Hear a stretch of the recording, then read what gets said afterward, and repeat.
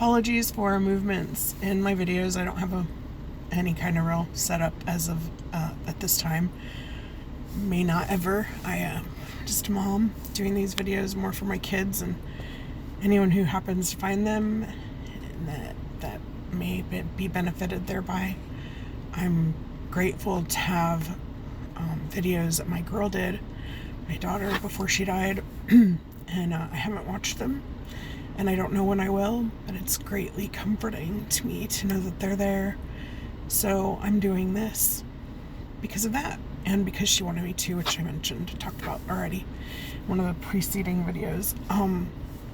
So I believe that a main function of this life is to learn and grow, and one of the very important things that we do during the process of that learning is to make meaning from the things that happen around us and to us. And one of the things that I've done to help me in that process since losing my child is to take a grief coaching course, and because I know it'll help me as a counselor, and I was hoping that it would help me as a grieving parent, and it has. It's kind of silly to me that I feel the need to be given permission for really anything, but especially anything in the grief process, because it's so very individual and unique, and who can give me permission for my feelings but me? Nevertheless, it was very comforting and freeing, really, to learn that the studies show that studies on grieving and mourning and stuff show that people who figure out ways to feel connected to their loved one who has died fare better and feel better, like they are able to be active in their lives and more okay, both seeming and in actuality, than those who basically just think there's a nothingness and they can't be connected or in communication with their loved one. And I was already experiencing a lot of things that I felt very connected to my girl, in a really painful way a lot of times, but also very grateful. I felt very grateful for that pain in a way, because it was different than the pain of just her being gone. I was grateful that I felt like, even though physically I can't see her or hug her or talk to her, I felt like I was feeling her nearby, or sensing that she was visiting, or that she was trying to communicate. And that was really comforting as well as painful, and it has continued to be. Sometimes these experiences come super fast, and sometimes there's a while between them, and I don't like the while between them. However, my oldest daughter lives about 2 hours away, and she's real busy, so there's often a while between any time that we communicate, especially any real back and forth, because I might drop her a message every few days, but then she doesn't respond for a week just because she's busy. And so I try to comfort myself with, I think my daughter, who's dead, is probably busy also. And I'm not sure what with, and maybe someday I'll find out or have some, feeling of what she's busy with, but this time I don't know, and right now I don't really feel like I need to, but so that comforts me, and that's one of my little meaning making things. But I wanted to share about some of the stories I've already told my kids, really. I think, well, not all of them, but the bigger things especially. Nevertheless, it's good to have documentation of it, and to be able to sort of review it and renew our memory of it. It's very, very early on after my daughter died. My 3 youngest and I went to Galveston Beach, one of the beaches, to stay for a few days. And my youngest had been asking to go on a trip, and this was just like, I needed a change of scene, and I felt like my kids would benefit thereby, and so we did. We went to the beach.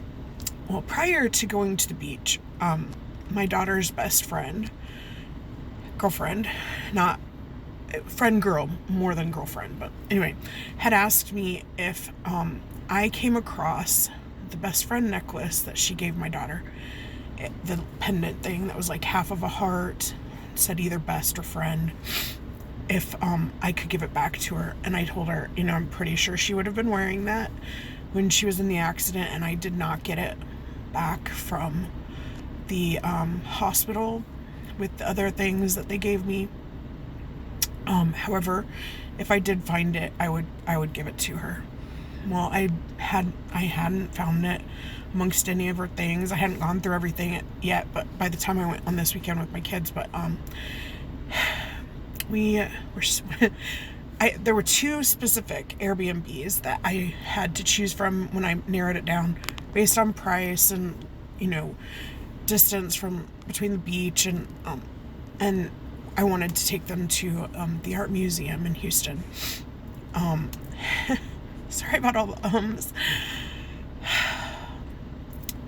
And I settled on one that was going to be less convenient to the beach, which we were going to do more.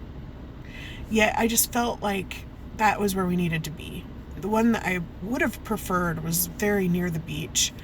And I really, in my head now, logically, it would have just made way more sense to go to that one. Nevertheless, we stayed at the other one that was more in Houston, much farther away from Galveston. And it looked great and everything, and the advert through Airbnb. Well, upon arriving, I was much dismayed by the appearance of the environs of the apartment buildings, and there was no locking gate like it said there was, and it was just really dilapidated. I know the word. Dilapidated. Well, my parents, when we were little, they required us to clean up wherever we were, particularly with camping. And I remember my dad saying, I think my mom held the same belief very much. Yet my dad was the loud one saying, you leave a place as good as you find it, and preferably better. So they would require us, if there was no trash around, we had to clean up sticks and make it more neat and orderly for the next person. And that was just very, very big and present. And so that's something that is, I feel like, it's a small thing we can do to make the world a better place. Just leave it a little, if you're somewhere for a while, leave it better than you find it. And I don't always, do it in every regard. I do try, though. So this place, though, was just a wreck. There was trash all over the parking lot, and it wasn't a huge, it was a small parking lot, but there was trash all over it, and in the little tiny courtyard. It was maybe 20 by 30 or something. Real small courtyard, The sidewalks that were up next to the, in front of the doors for the apartments, there was not as much, but some trash there. So I gave my kids the challenge to collect bags of trash, and we collected many bags of trash. The first day we collected, I think, 3, and the next day I told my kids, maybe it wasn't the day we were leaving, I told my kids, if you guys will do the pickup job, the cleanup job I want to see done here, then we will finish off the ice cream that we have in the freezer, and you'll get to have that for breakfast. If we're finished by this time, these parameters, right? Well, the kids worked their little booties off, and I helped, of course, and directed them, and we collected a few more bags of trash. And my little guy one of my guys came up to me and said, "Oh, look what I found." and it was a broken necklace. The chain was broken. The little half heart was still on the broken chain. And I just felt this overwhelming knowingness that this was a God and my girl thing. My dead daughter. My dead daughter wanted to give her friend the heart necklace back, but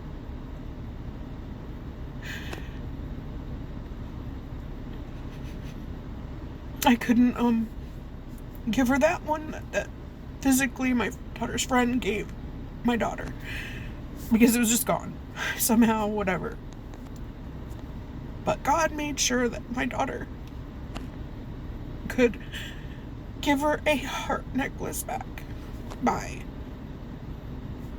influencing my decision of where to stay and filling me with this urgency to leave this place. This is all amazing, like lifetime stuff lined up. So many things lined up in my heart and my psyche and the world to make all of this work together so that my daughter's best friend could get this necklace back. And it wasn't even the opposite side. It was the same side, the same word, and it looked totally different than the one that my daughter's friend gave her. Yet even with that, I feel like there's a great deal of, symbolism and meaningfulness to me. And that's what it's all about, If you think it's just a bunch of hooey, then it's just a bunch of hooey to you, and that's fine. It's just fine. It's my life. It's what's meaningful to me, and hopefully my kids have enjoyed these stories as they've happened, and I've told them about them, and I hope that they'll enjoy them someday when they watch it here. So that's one thing. That's one of the very earliest things that happened, that I felt very, very, very close to my girl. And felt like God was very close and mindful and allowing this exchange and interaction, and I love it. Very long. Hopefully it doesn't take ages to upload.